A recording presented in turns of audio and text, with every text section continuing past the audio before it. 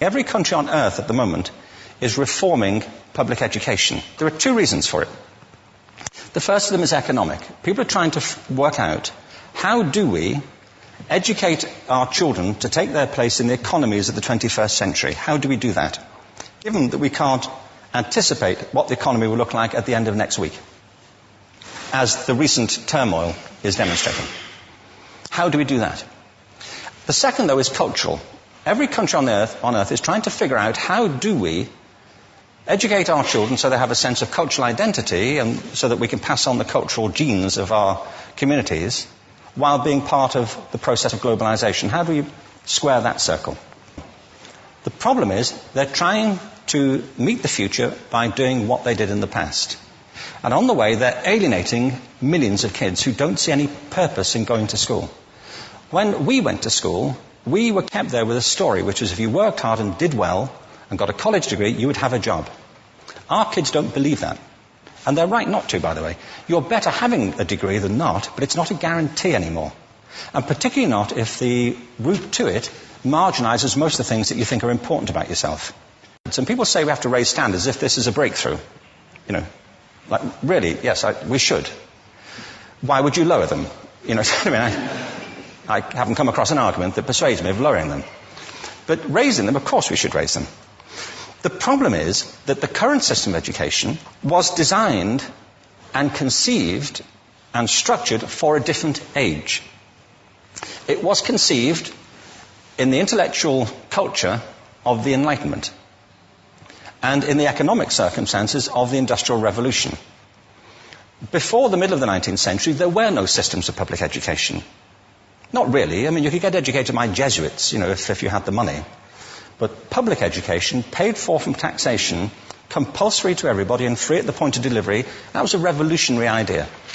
And many people objected to it. They said it's not possible for many street kids, working class children, to benefit from public education. They're incapable of learning to read and write, and why are we spending time on this?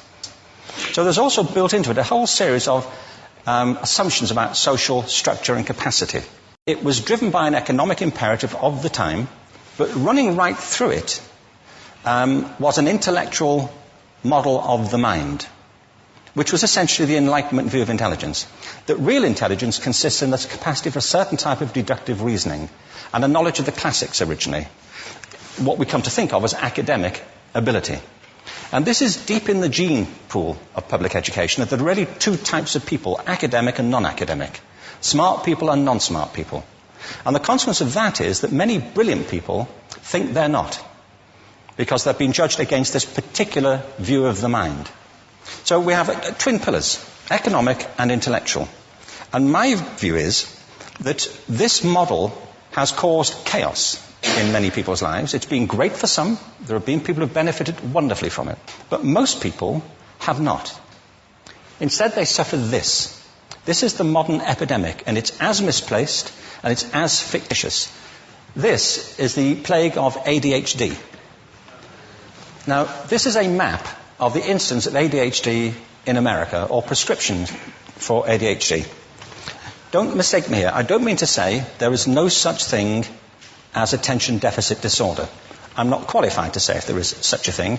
I know that a great majority of psychologists and paediatricians think there is such a thing. But it's still a matter of debate.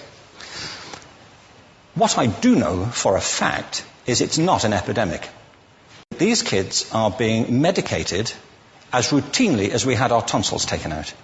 And on the same whimsical basis, and for the same reason, medical fashion. Our children are living in the most intensely stimulating period in the history of the earth. They're being besieged with information and calls for their attention from every platform, computers, from iPhones, from advertising holdings, from hundreds of television channels. And we're penalizing them now for getting distracted. From what? Boring stuff. At school, for the most part. It seems to me it's not a coincidence totally that the incidence of ADHD has risen in parallel with the growth of standardized testing. Now, these kids are being given Ritalin and Adderall and all manner of things, often quite dangerous drugs, to get them focused and calm them down. But according to this, attention deficit disorder increases as you travel east across the country.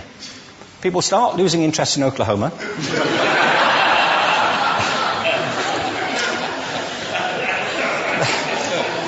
They can hardly think straight in Arkansas.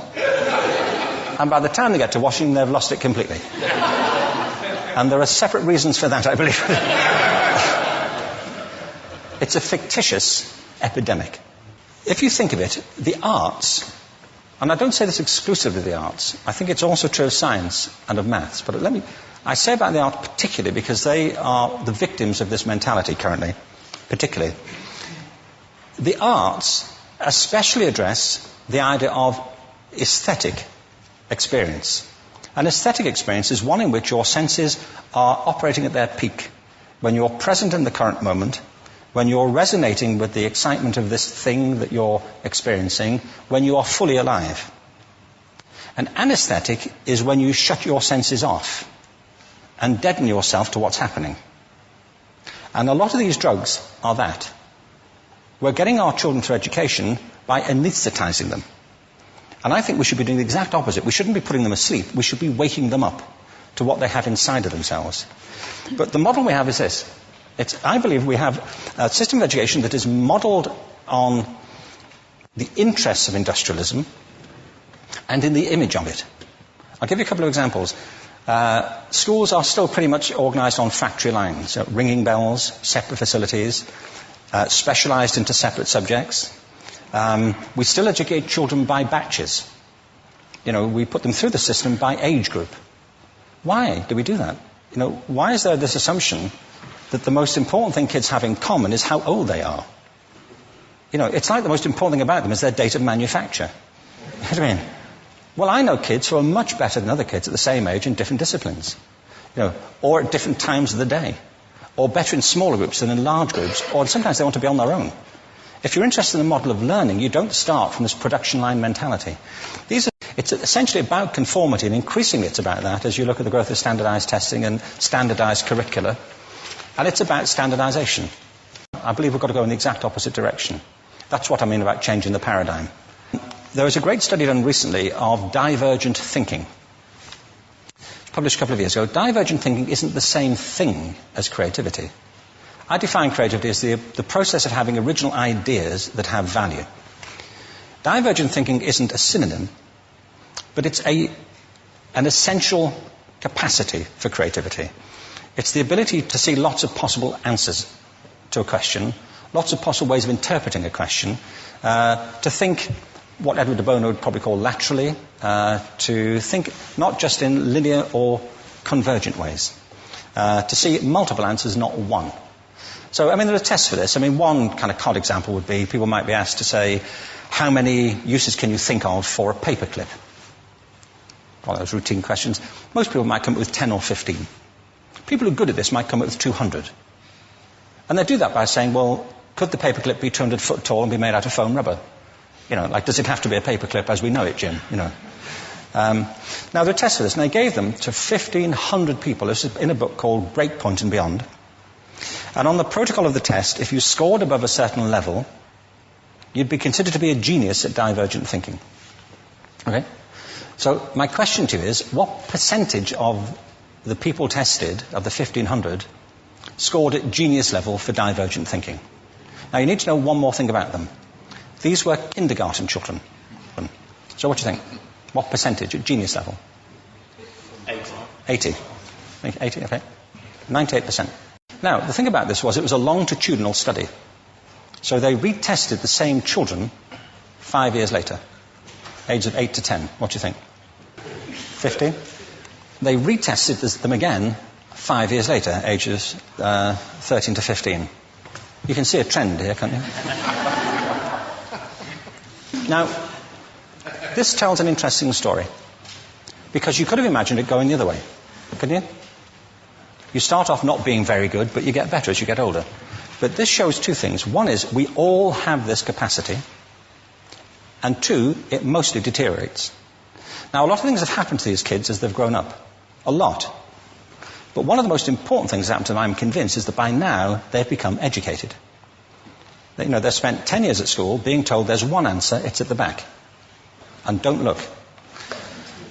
And don't copy, because that's cheating. I mean, outside schools, that's called collaboration, but inside schools. Now, this isn't because teachers want it this way, it's just because it happens that way. It's because it's in the gene pool of education. We have to think differently about human capacity.